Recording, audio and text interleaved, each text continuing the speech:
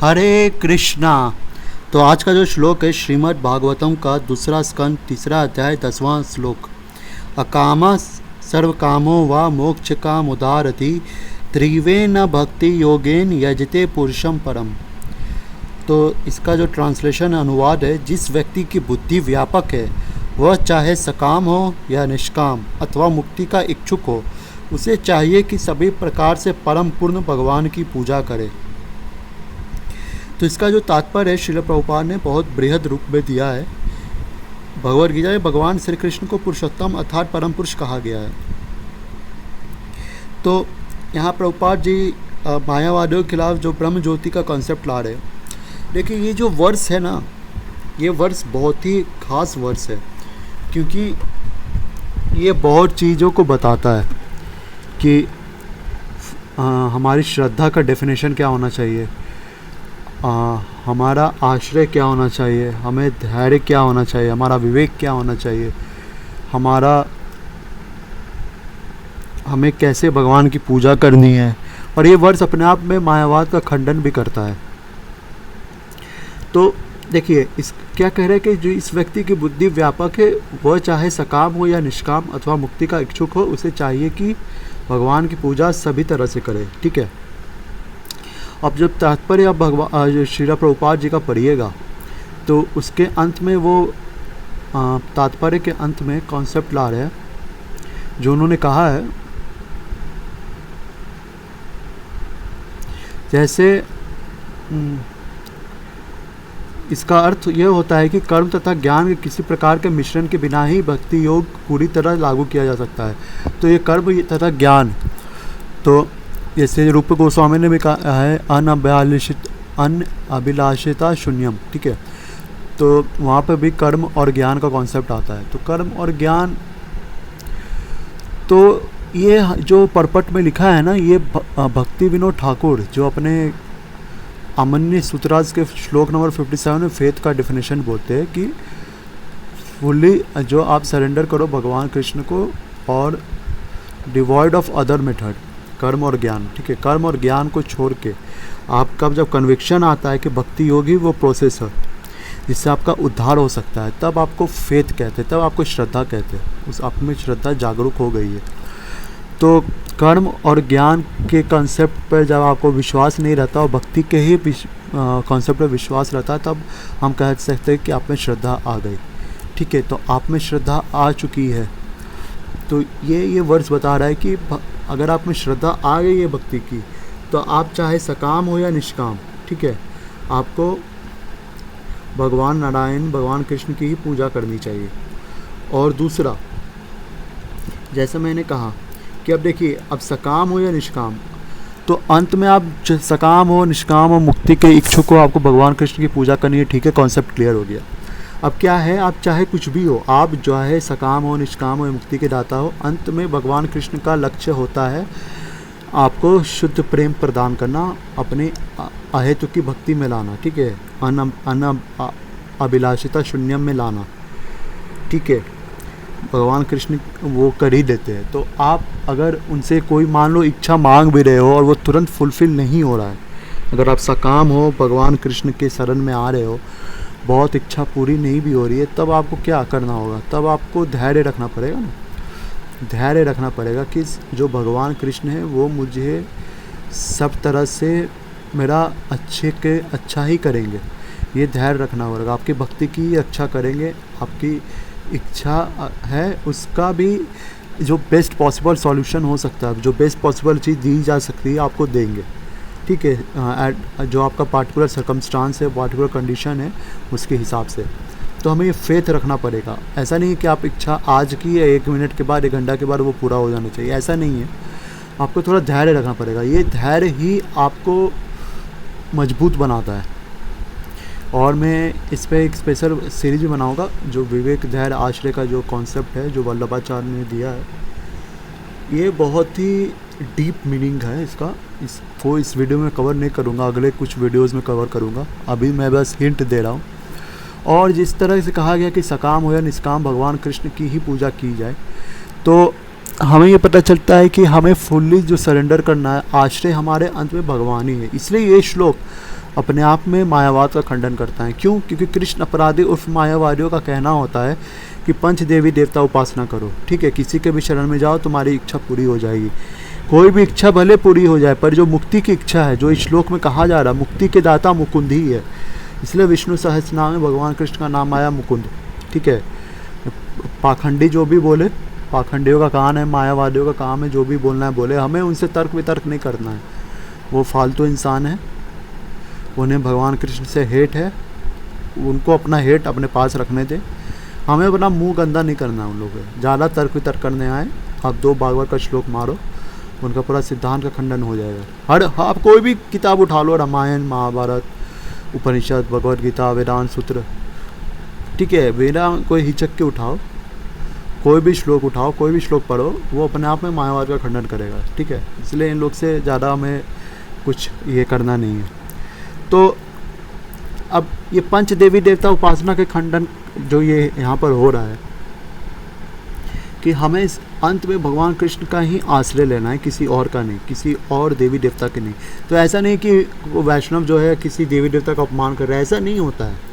अपमान नहीं किया जा रहा। हम बोले कि हमारी भक्ति भगवान कृष्ण के प्रति है, तो हमें ये भरोसा होना चाहिए ना कि वे हमारी रक्षा कर लेंगे। अगर हमारी भक्ति अगर उनकी तरफ है तो ऐसा नहीं दूसरे का हम इंसल्ट कर रहे हैं। जैसे एक पतिव्रता स्त्री अपने पति के लिए समर्पित होती है और ये विश्वास रखती है कि उनका पति उसका रक्षा करेगा, उससे पालन पोषण करेगा, उसका सारी ज़रूरतें को पूरा करेगा, तो इसका मतलब ये नहीं कि वो दूसरे पुरुषों की निंदा कर रही है, ऐसा नहीं है। एक कॉमन जो लॉजिक होता है, कॉमन एग्जांपल होता है, इससे आप समझ सकते हो। तो इन पाखंडियों मायावादियों का कहना होता है कि आप दूसरे देवी देवता 4 जो देवी देवता बचे उनकी निंदा कर रहे हो। अरे पाखंडियों, ऐसा नहीं है। तुम्हारे सिद्धांत के अनुसार माँ बेटी हो जाती है, बेटी माँ हो जाती है, बहू माँ हो जाती है, माँ बहू हो जाती है, ठीक है। तुम्हारा अंतर ही नहीं है, जीवो ब्रह्म ने ना परा, ठीक है। जो तुम्हारा सिद्धांत है जीवो ब्रह्म ने ना परा, जो शंकराचार्य ने लिखा है ब्रह्म अज्ञान वाली में, तो उसके अनुसार हो जाता होगा। तुम्हारे सिद्धांत में माँ बहू, बहू माँ हो जाती है, हमारे सिद्धांत में नहीं होता है। तो वैष्णव सिद्धांत है कि प्रतिव्रता स्थिति जैसे अपने पति के लिए समर्पित होता है, वैसे ही भक्त भगवान के लिए समर्पित होता है। तुम पाखंडी जो भी कहते रहो कि देवी देवता का हम अपमान कर रहे हैं, तो ऐसा नहीं है। देवी देवता का पूरा सम्मान है, उनका वो भगवान कृष्ण ने ही पोजीशन दी हुई है सारे डिपार्टमेंट को हैंडल करने के लिए वर्ल्ड में, यूनिवर्स में, तो वो अपना काम कर रहे हैं। हम जहाँ तक हमारा मामला है, हमारा जो सारा इमोशन है वो डायरेक्टेड है भगवान कृष्ण के प्रति, तो हम उनकी ही सेवा करते हैं, उनकी ही रक्षा पर विश्वास करते हैं। क्यों? क्योंकि वो हमारे एक तरह से प्रति है, एक ही पुरुष है। पूरे भगवद गीता के 13वां अध्याय का यही कॉन्सेप्ट है कि पुरुष भगवान है और दूसरा पुरुष जीव है। तो जीव भगवान कृष्ण पर ही आश्रित है, परम पुरुष भगवान ही है, तो हम उन पर ही आश्रित है। एक तरह से सारे जीवात्मा स्त्री है, पुरुष सिर्फ भगवान कृष्ण है, ऐसे बोल सकते हैं हम, अगर इसे थोड़ा और सिंप्लीफाई किया जाए तो ऐसा नहीं है कि अब इसका मतलब ये नहीं हुआ कि पुरुष, हम सिर्फ भगवान कृष्ण को बोल रहे तो दूसरे कोई पुरुष नहीं है। उपनिषदों की भाषा में जीव और परमात्मा 2 पुरुष है, जिसमें भगवान परम पुरुष है, ठीक है। ये श्वेताश्वर उपनिषद में आया है और बाकी के उपनिषदों में भी आया है कि 2 जीवात्मा और परमात्मा 2 साइमल्टेनियसली बैठते हैं हृदय में, ठीक है। और तीसरा जो बहुत बड़ा एक सवाल आ सकता है, जो इस श्लोक पे आपको इतना क्लियर दिखेगा नहीं,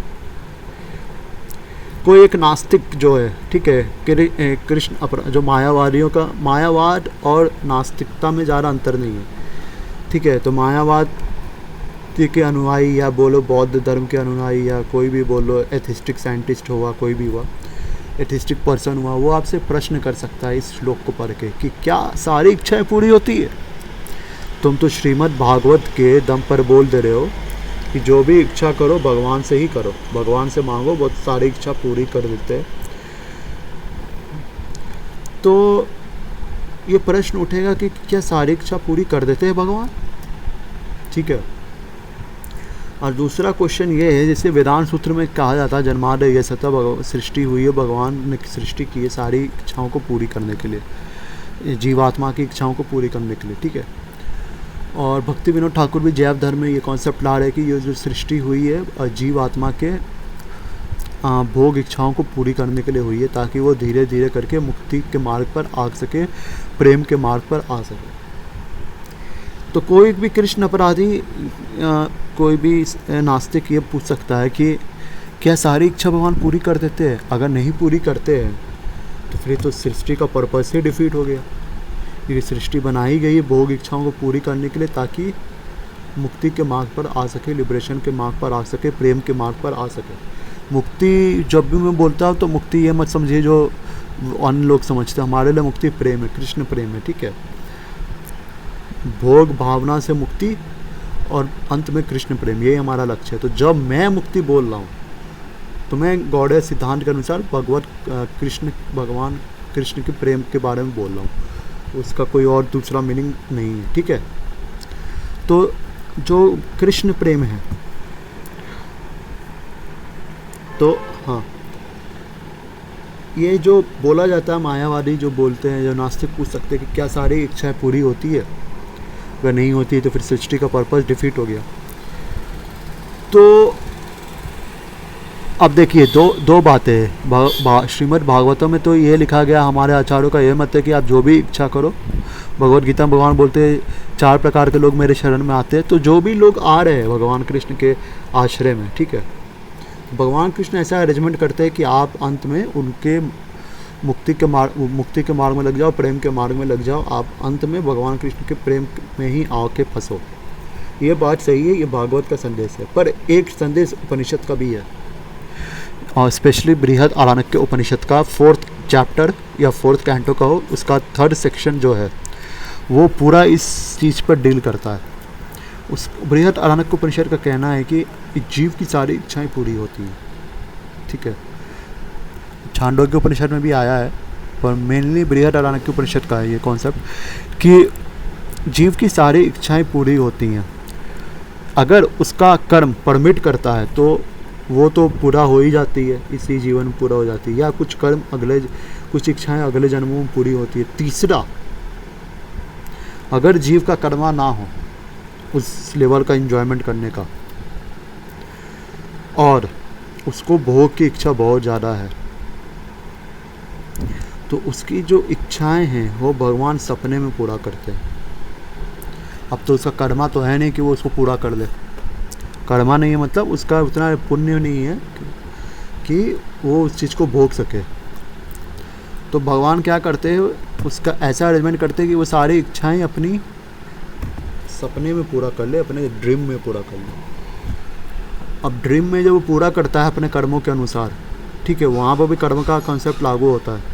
तो कर्मों के अनुसार जब वो इच्छा पूरी करता है तो एक तरह से जो सृष्टि का जो नियम है कि भोग इच्छाएं पूरी करनी जीव की, ताकि वो धीरे धीरे उसके मार्ग में आ सके, तो ये चीज़ वहाँ पूरी हो जाती है।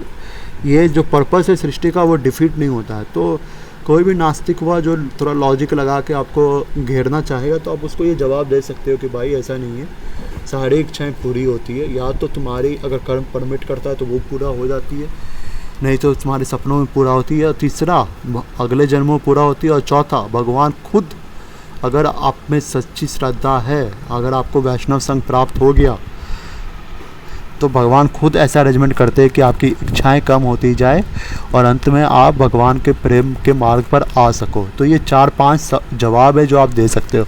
तो ये जो श्लोक है ये बहुत गहरा श्लोक है, ठीक है। ये कोई नॉर्मल सा श्लोक नहीं है जो आपको लगेगा कि हाँ भाई भागवत का श्लोक है, पढ़ के पार कर दिए, ठीक है। अगर आप आचार्यों को पढ़ोगे, श्रील प्रभुपाद की कमेंट्री को पढ़ोगे, तो श्रील प्रभुपाद ने हर चीज़ एक्सप्लेन किया है। शुरुआत के पर्पट में आप पढ़ोगे तो ब्रह्म ज्योति का कॉन्सेप्ट ला रहे। ब्रह्म ज्योति का कॉन्सेप्ट इसलिए ला रहे क्योंकि मायावाद का खंडन कर सके। और मैंने मायावाद का यहाँ पर दूसरा एंगल उठाया, पंचदेवी देवता उपासना, ठीक है। तो प्रभुपाद जी जो बोल रहे वही मैं ही बोल रहा हूँ, बस दूसरा एंगल में दे रहा हूँ। एक एंगल तो आप पर्पट में पढ़ ही सकते हो जो ब्रह्म ज्योति का है, जो बहुत ही सही है, ठीक है। तो मुझे आशा है कि आप लोग को ये जो मेरा कहना था, जो मेरा व्यू पॉइंट था इस पर्पट पर, वो आप लोग को अच्छा लगा हो। बाकी आप अपना जो आप क्या सोचते हैं वो आप कमेंट सेक्शन में शेयर कर सकते हैं। अगले वीडियो तक आप ज़रूर इंतज़ार करें। हरे कृष्णा।